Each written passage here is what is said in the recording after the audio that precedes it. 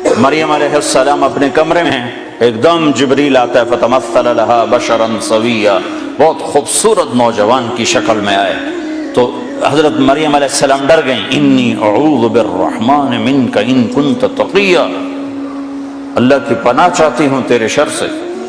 تو فرمانے لگے ڈرو نہیں۔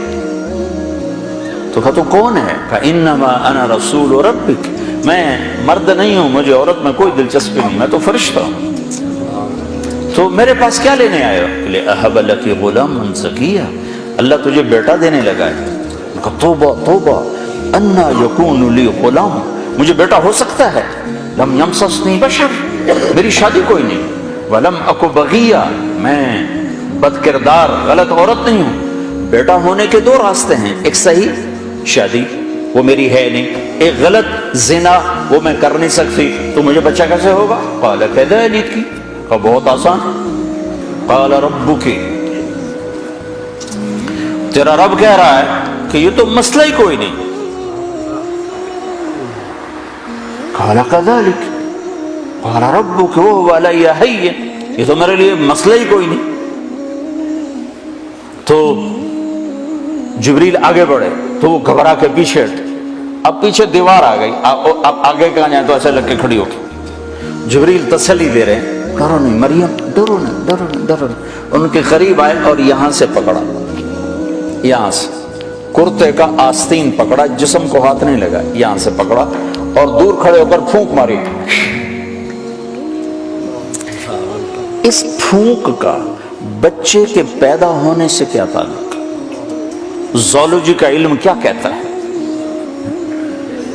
کہ اس پھونک کا یہاں کیا تعلق ہے؟ لیکن ادھر کا ادھر پھونک ماری اور ادھر 9 مہینے کا بچہ پیٹ میں تیار ہو گیا، حمل نہیں ٹھہرا کہ حمل ٹھہرا۔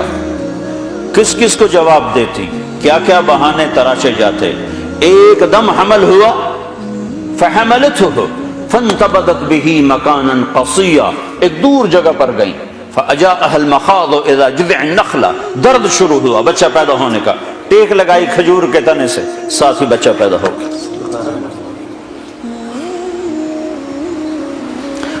پھر کہنے لگے یا لیتنی مت قبل هذا وکنت نسیا منسیا، کاش میں اس واقعے سے پہلے مر گئی ہوتی، لوگ مجھے بھول جاتے، میرا بھولنا بھی بھول جاتے، اب کس منہ سے شعر جاؤں، کس کس کو کیا کیا جواب دوں۔ تو جبریل دوبارہ آ گئے، فناداها من تحتها، اب سامنے نہیں آئے کہ بے پردگی نہ ہو، پیچھے سے آئے، کہ لا تحزنی، ڈر نہیں، کہ جعل ربک تحتک سریا، پر مارا تو وہاں سے پانی کا چشمہ نکل آیا، کہ چل خود بھی پاک ہو، بچے کو بھی نہلا دھلا۔ وہزی الیک بجذع النخلہ، وہ جس کے ساتھ ٹیک لگائی تھی نا کھجور، تو وہ اوپر سے کٹی ہوئی تھی، تو جو کھجور اوپر سے کٹ جائے تو وہ کیا دے گی؟ خشک تنا، تو کہا ہزی، اس کو ہلا۔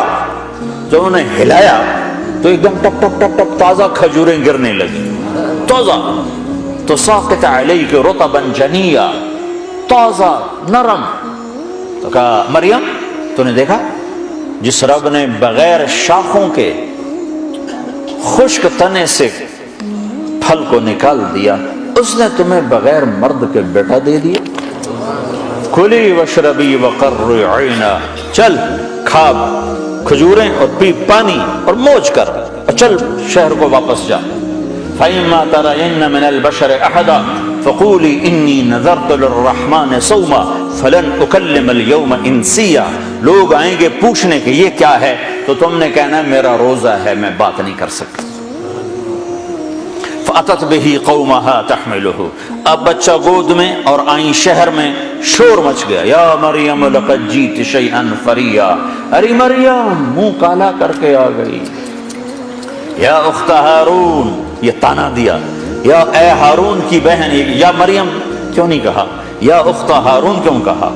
ہارون ان کے بھائی بڑے نیک پاک، تو تانا دے رہے ہیں بھائی تیرا ایسا اور تو یہ کر کے آ گئی۔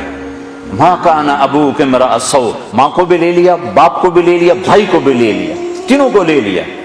تو ماں کان ابوک امرأ سوء، تیرا باپ تو ایسا نہیں تھا، وما کانت امک بغیہ، تیری ماں تو ایسی نہیں تھی، تو نے کیا کیا؟ تو نے ایسے کیا، ہونٹوں پہ انگلی رکھی، اب یوں کیا تو سارے غصے میں آ گئے، کہنے لگے کیف نکلم من کان فی المہد صبیا، اس بچے سے کیسے بات کریں؟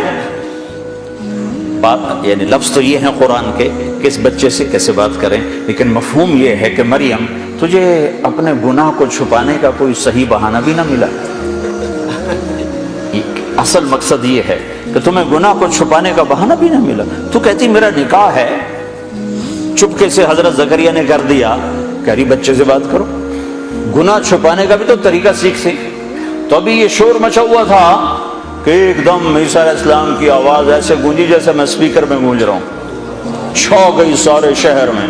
قال انی عبد اللہ آتانی الکتاب وجعلنی نبیا وجعلنی مبارکا اینما کنت وأوصانی بالصلاة والزکاة ما دمت حیا وبرا بوالدتی ولم یجعلنی جبارا شقیا والسلام علی یوم ولدت ویوم اموت ویوم ابعث حیا ذلک عیسی ابن مریم، یہ ہے مریم کا بیٹا عیسیٰ، یہ اللہ کا بیٹا نہیں ہے، یہ مریم کا بیٹا ہے۔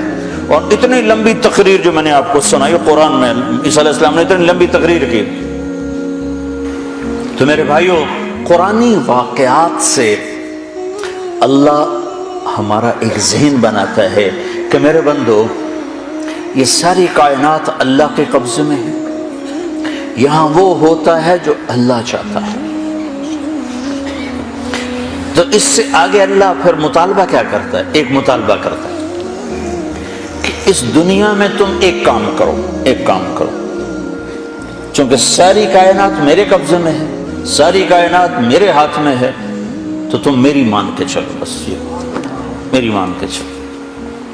جس زمین پر چلتے ہو یہ اللہ نے بنائی ہے، اس پر پاکیزہ بن کے چلو، اس کو زنا کا اڈا نہ بناؤ، اسے جوے شراب کا اڈا نہ بناؤ، اسے قتل و غارت کے اڈے نہ بناؤ۔ یا آسمان کی روشنیاں تمہیں اللہ نے دی ہیں، ان روشنیوں میں اللہ کے شکر گزار بنو، نافرمان متکبر نہ بنو، کہ زمین آسمان اللہ کے غلام ہیں، تم بھی اللہ کے غلام بنو۔